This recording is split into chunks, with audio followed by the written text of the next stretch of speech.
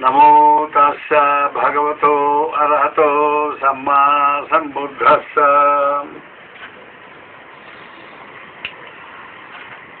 The subject of the discourse today is the process of enlightenment. This is based on what we discussed last week. We'll just briefly we'll now repeat the particular instance from where the subject today is derived. Now you remember last week, say the story of Sumana Devi, the daughter of Anathapindika. She was in a critical state of, she was just facing death. She was already a Sagaragami and a very highly spiritually evolved person. Just before death, she wanted to see her father, so she told her mother and others to call him.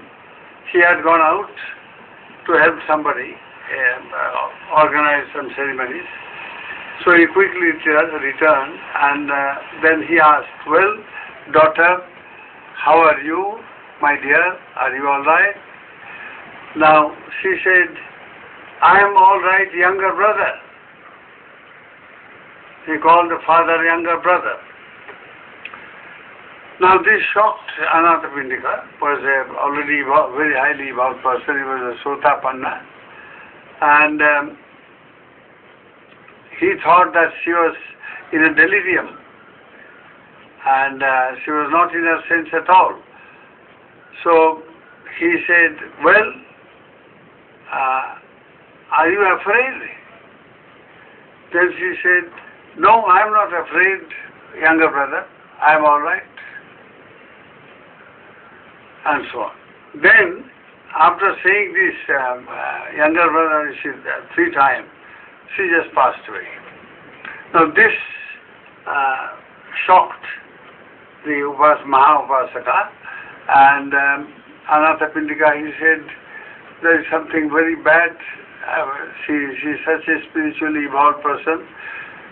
She meditated regularly and she was looking after the feeding of the monks. About 2,000 monks used to be offered with alms food every day. So all that, she was in charge of all that. Whole life she has done, you see, this kind of thing. She didn't marry. So Anathapindika attended to the funeral, cremation ceremonies and all the other rituals and so on, which had to be done at that time. After that, somewhere in the late noon, he went to the Buddha and he described what exactly happened. So Lord Buddha said immediately, he knew what has happened, but he immediately said, "Well, she did not die in delirium. She did not have delirium. She was in perfect condition, and she did not have any fear either. So she called you younger brother. That is because she was in a different, her mind was in a different plane at that time. She was thinking in terms of ultimate reality. She didn't think in terms of father, mother, sister, I, and all that. No. Her mind was in the plane of, you see, in the Lokuttara plane actually. So she, before passing away, she wanted him to know her condition, and so she called him younger brother, because she was Sotapanna and he was, she was Sagaragami and he was only Sotapanna. These are 2 different stages of enlightenment. So last time, this much I mentioned.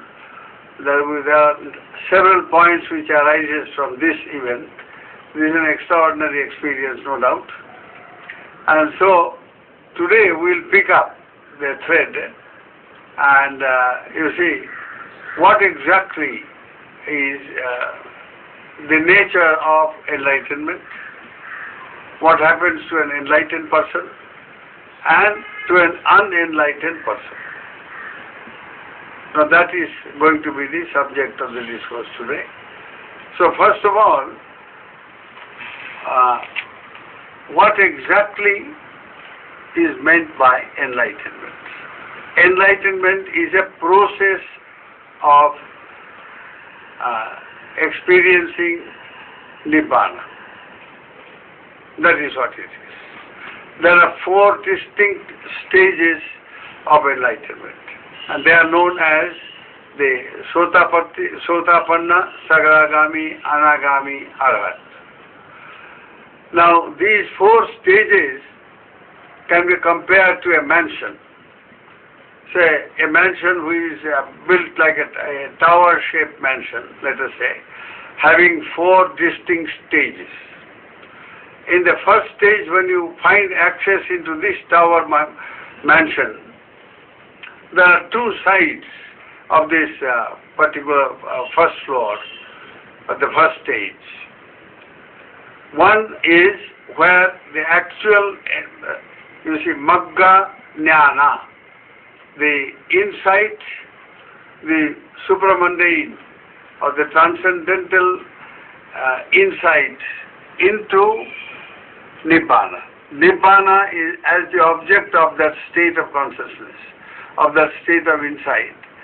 And as soon as you experience this state of Nibbana as the object of the consciousness, your consciousness undergoes total change.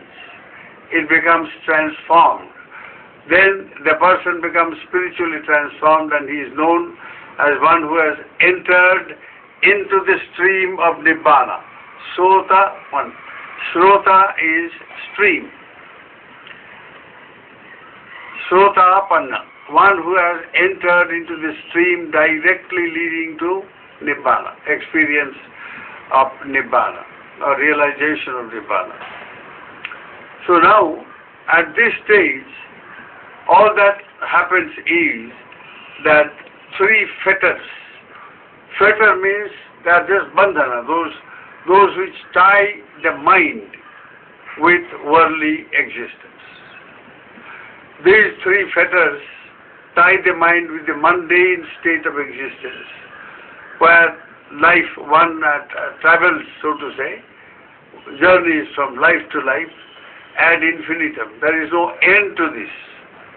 Any number of time one can be born, then being born one dies, and then having died, in between birth and death one has accumulated a lot of karmas, and these karmic potencies then work and catapult the consciousness into a new state of existence, and that is called the rebirth, into a new plane of existence or a new circumstances in which a person may die and may be born in the human plane itself, into some other country, into some other family, and so on. Or in a different plane, maybe in the Devaloka among the gods, or maybe in the Brahma, you see, the sublime Brahma stages of the Brahma gods, may be born there, and so on. So samsara, or the mundane existence, is just this traveling from life to life, you see, with it is characterized by recurring existence. One is born only to die, and then again only to be reborn, and endlessly this goes on, which is what the Buddha called the noble truth of dukkha. Dukkha in this sense is not just pain, or physical pain, or mental pain, or anything, but the being subject to be born again and again, die again and again, and be reborn, and so on, endlessly. And this samsaric existence, or mundane existence, gets Now the consciousness which brings about this type of existence is totally transformed as soon as you find an access in the first level, the first stage of the supramundane stage, or transcendental stage of Sotapatti. As soon as you attain, you enter into this stage, so to say, enter into the tower, the first floor of the tower, your mind is totally transformed. And this transformation comes because you have uprooted three very basic fetters. Those ties or bandhanas, or those which bind the mind from life to life. From one life to life, you see, they are known as sangyojanas or fetters, which simply means that which tie one life with the other. So the first three mental fetters which are responsible for bringing about this rebirth from life to life, life to life. Now these three are severed once for all. They are uprooted. And once they are uprooted and destroyed, now the mind is totally transformed. Now once this happens, several other things also occur. The moment a person is, liberated from these ties which bind life after life, the sangyojanas, these fetters which bind us in samsaric existence. Now as soon as they are destroyed, they are uprooted, then this is a subjective experience. Subjectively the consciousness is transformed and the fetters are uprooted once for all, so that it can never revert back to the mundane state. Now it has become transmundane. You have gone beyond. So with this tremendous transformation of the consciousness, there are other wonderful things that happen. Now objectively, this is subjectively, this transformation has occurred by destruction of the Sangyojana. Now objectively, you are totally liberated from being born in the apaya. There are 4 stages of subhuman existence. For instance, once you become a Sotapanna, you get this Sotapatti Magga state of insight, enlightenment insight. Then you can never be born, for instance, as an animal in the animal world, or in the world of the ghosts, or evil spirits, or in the world of the demoniac being Asurika Loka, or in the, in the hells.